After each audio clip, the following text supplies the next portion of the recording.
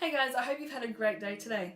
About a year ago I posted a video about hard pan and many of you watched that. In fact, it's probably one of my most successful videos to date. In that video I go through and show you what hard pan is, what causes it and how to fix the problem. So if you're unsure of what hard pan is, or if you'd like a really quick and easy way to fix this and to save a whole bunch of your makeup, then I will leave the video linked up here, and also it'll be linked in the description box below, so you can go ahead and watch that, and hopefully that will solve a whole bunch of your problems. To follow on from that video, I thought I would post another video today just about how to fix another problem, another beauty problem that I'm sure we're all going to face at some point, and that is how to fix a shattered powdered compact. Now, sometimes they shatter just because they're not very well made, sometimes they shatter because you've dropped them, or sometimes you've traveled with a palette or with a product and baggage handlers haven't been so gentle with it, and it's been banged around and it's shattered. Now, there's nothing quite as bad, I think, as a eyeshadow palette where the black shatters and it gets everywhere. In those cases, sometimes you can't actually save some of those powders, but when it's a single compact such as a highlighter or a blush, highlighters especially are very well known to shatter because the formulas of those are usually a little bit softer than other products. It's a lot easier. Now, there's two products that I'm going to show you today, and they're very, very well loved products.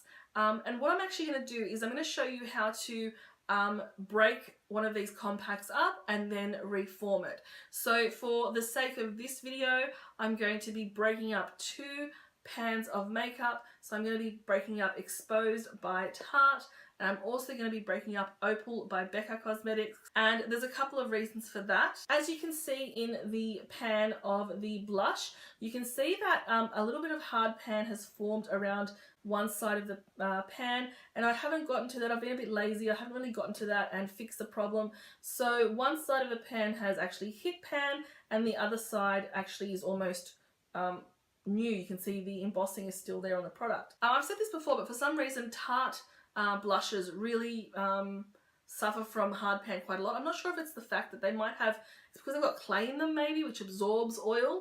That might be the case with this one. So that's the problem with that one. And then this is the second product, as I said. This is Opal from Becca Cosmetics. It's a beautiful product. It's probably my favorite all-time highlighter. But the problem with this one is not so much hard pan, but since I bought it, since I first started using it, there was a section in the pan just about here that it looked like it was pressed a little bit harder. It actually looked like a pour mark. So perhaps where the product was first poured, it's a little bit harder than everywhere else. And so it started to wear down around that spot, and then it ended up just flaking right off. Now, the reason why I'm repressing this is because I would just like to get a whole bunch more use out of it. And this one too, it's now, because it's hit pan in some parts, it's actually crumbling. Since I started filming this video, a whole bunch more has crumbled off. So these are not going to, when you repress them, they're not going to fill the pan up entirely, because I have used, I would say, in this case, I probably use about half of the product, so it's going to be quite shallow. So it is going to be more likely to shatter in the future. It's quite thin.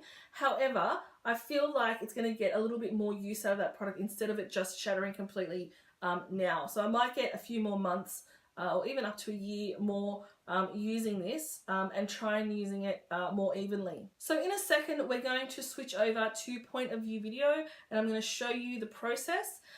Before we do that off camera, I'm going to go ahead. This one does still have some hard pan. I'm going to remove that hard pan, and then we're going to get started. Just a reminder, if you are interested in finding out how to remove hard pan, there is a video in the description box below. Okay, so let's first go through all the items that you're going to need. It's really important that you set everything out before you start, because this process is quite quick. So you don't want to be running backwards and forwards to the kitchen to try and get everything you need. So the first item you are going to need is obviously the items that you're going to be breaking up. You will need a knife or some other sort of sharp implement to try and break up the powder. You then will need some sort of mixing device. This is just a mixing spatula, a plastic one. This will help to break up the product a little bit more and also to mix it up. If you are using a large bottle of alcohol, then you will most likely need a pipette so that you can control how much product you're using. In this case, I'm just using this product. This is Isocol. It's available from most chemists and most supermarkets. This is just rubbing alcohol. Okay, so this is what you're going to need to get. You are going to need to get something to mix the products in. So in this case, I've just got a couple of plastic glasses. You are going to need some paper towel. This is not just to clean up mess afterwards, this is to help repress the items. And then you are going to need to get yourself a couple of items that are roughly the same size as the pan that you're repressing, and you'll find out why shortly. We're going to start off with the highlighter. It's a beautiful reflective one, can you see? And up close, hopefully you can see what I was talking about, where there are some parts which are raised. This bit is a lot harder than the rest of the pan, and this is where it started flaking off. Still lots and lots of great product there. So what we're going to do is we're going to grab our cup and our knife, and I'm sure this is going to break a lot of hearts, but we're actually going to start breaking up the product. So as you can see, in some parts the product is still nice and thick, and then in some parts it's very thin. Okay, now we are going to empty that all out into our container and try and not spill any. And don't forget to scrape around the edges. We've paid for this product. You might as well get the most of it. You're going to go ahead and then clean the inside of the pan because you don't want any powder in there. Otherwise, the fixed product may not stick to it. All right, now let's leave that to dry on the side. And we are going to go in with our spatula and break up any remaining chunks. Now you want to get this down to as fine a powder as possible because any chunks will not get as saturated with the alcohol and will remain chunks in there and then make the rest of the pan weaker.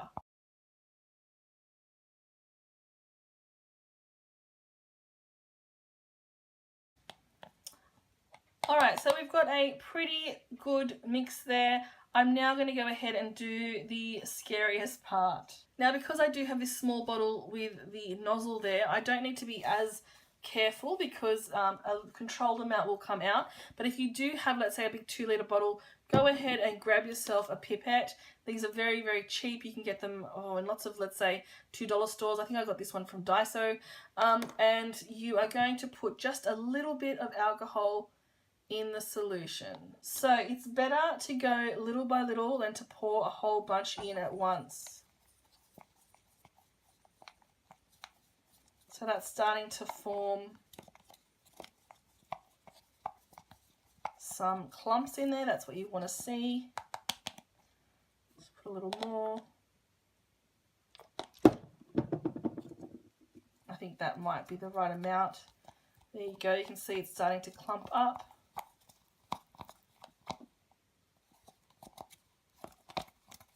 Just get those last little bits down the bottom. Now you do want to get enough so that it forms like a soft paste, but you don't want to make it too runny or else it will take a very long time to dry. Now this part does get messy, but you're going to want to put that paste back into the pan.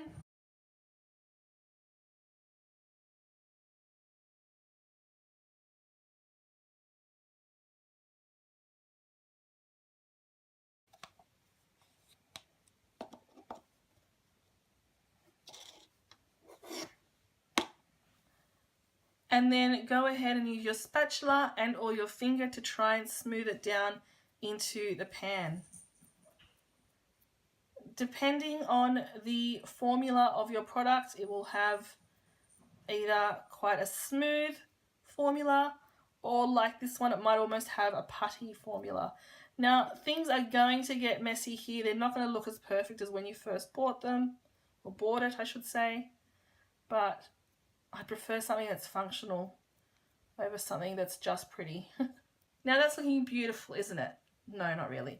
Don't worry, this is not the final step. What we then want to do is grab a compact that is of a similar size and put it on your compact and press down. Now this is not only going to compact the product down, but it's also going to help to absorb some of the excess liquid. When you lift it up, depending on the type of paper you've used, you will probably have that type of embossing on the product.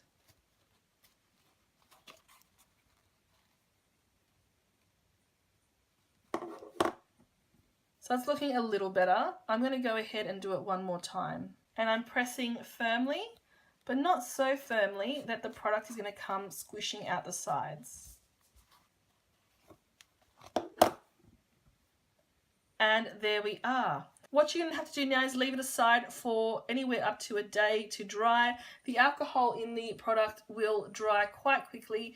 I usually just leave it on a windowsill, so within a day it's ready to use. Once it is dry, you can go ahead and clean it up with a cotton bud or something, and you have a product which is, I won't say it's brand new, it's obviously a lot lower and more shallow than if it was brand new, but it is definitely usable and it will last you quite a while. Alright, here is our second product. As you can see, there's still a lot of new stuff here, and then we've hit pan there. I'm going to go ahead and do this one without any commentary. I'll just speed through this one so you can see it again, and hopefully this will help you fix your compacts in the future.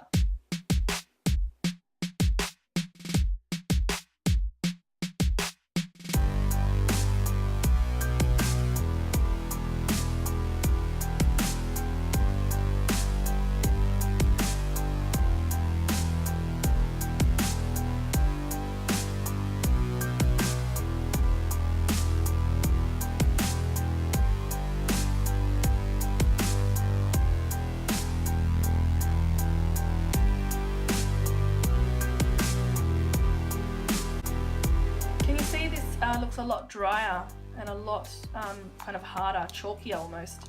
I guess that's the difference between a matte and a shimmer product, so I'm having a bit more difficulty cutting this one up, but I will persevere. I did also mention that I was going to remove the hard pan before I did this. I did that because I don't want those hardened bits that have been affected by oil or whatever to actually mix up with the rest of my product. I want the product to be nice and fresh.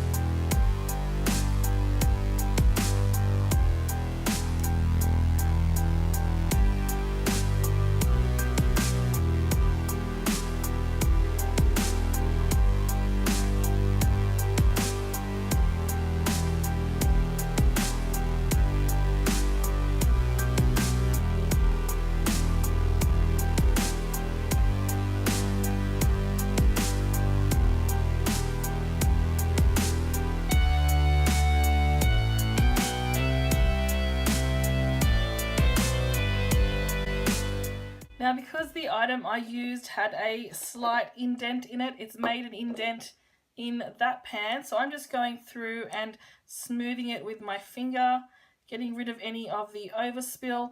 Now, this product does have clay in it, that's what it's famous for, so the product has actually absorbed a lot more liquid than the highlighter did, and so as a result it looks like the pan is almost full. So it will shrink down as that alcohol evaporates. It will shrink down and it will obviously lighten in color. It looks like a really beautiful deep shade here at the moment, but as it dries down it will shrink down a little bit.